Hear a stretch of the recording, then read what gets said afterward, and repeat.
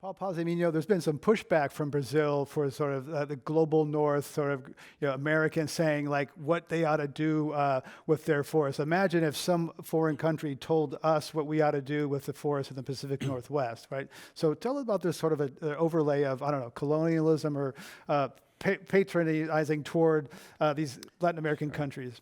Well, first, I think the other thing to add about the misperception about the fires is the direct attack that many of them were on indigenous territories. Over 9,000 fires set this year on indigenous lands in the Amazon, in the Brazilian Amazon, 5,000 of them in August.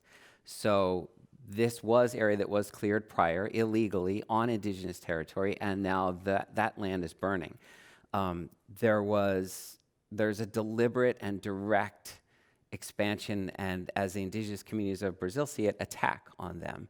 And that's where I find it outrageous that Brazil would have the audacity to suggest other countries shouldn't tell them what to do with their Amazon when they're literally killing the indigenous people who have been living there for millennia.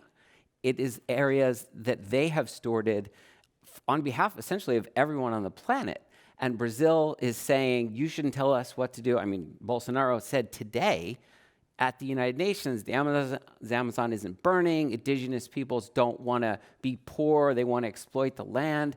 We're living in essentially the Trumpian era of Brazil, where the truth has no connection to what people are actually saying, and the ones suffering are the ones who are on the front lines of this battle.